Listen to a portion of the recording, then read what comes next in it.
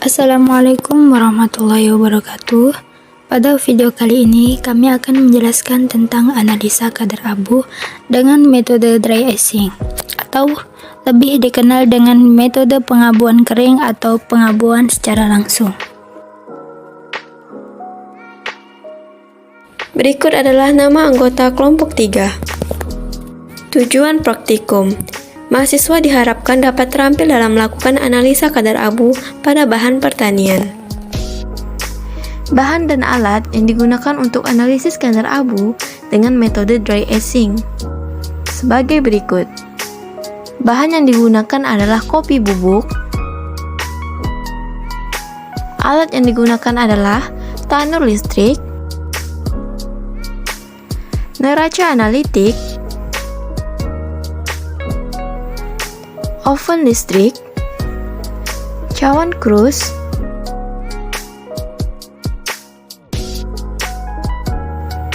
desikator, tang krus. Prosedur kerja. Langkah pertama, sebelum melakukan analisis kadar abu, lakukanlah preparasi alat terlebih dahulu. Oven cawan krus kosong pada suhu 105 derajat Celcius selama 4 jam. Setelah di oven, dinginkan ke dalam desikator selama 15 menit. Kemudian, cawan krus ditimbang dengan neraca analitik hingga mencapai berat konstan dan dicatat beratnya. Hal ini bertujuan untuk menghilangkan air maupun lemak yang menempel pada cawan krus sehingga diperoleh bobot yang konstan. Konstan adalah jika selisih penimbangan berturut-turut kurang dari 0,0002 gram. Langkah kedua, timbang sampel bubuk kopi dengan neraca analitik sebanyak 1 gram.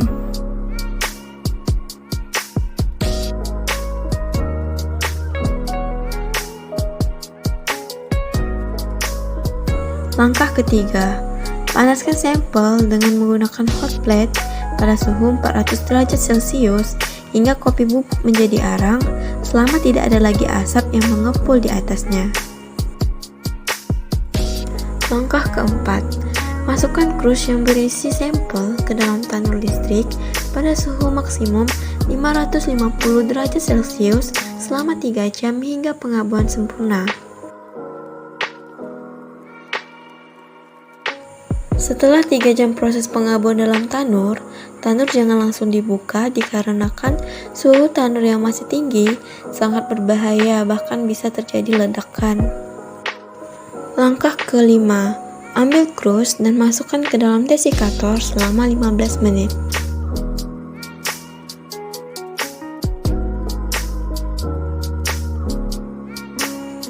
Langkah keenam, sampel ditimbang menggunakan neraca analitik dan catat beratnya.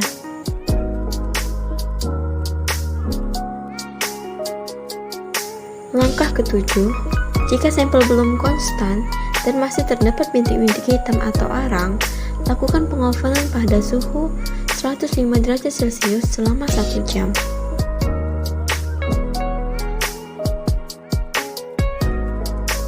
Langkah ke-8, dinginkan kembali ke dalam desikator selama 15 menit.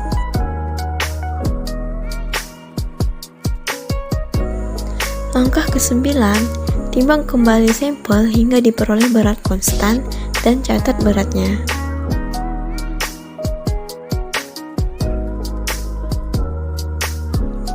Jika sudah diperoleh berat konstan, maka hasil yang diperoleh dinyatakan sebagai abu total.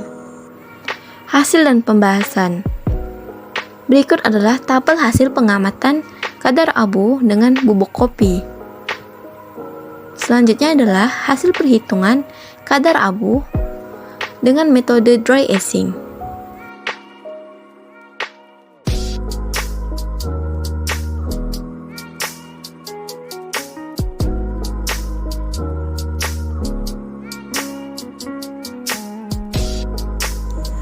Kesimpulan, cara analisis kadar abu bahan pangan dan hasil perkebunan dengan metode dry icing yaitu menghilangkan kadar air pada krus yang akan digunakan dengan oven.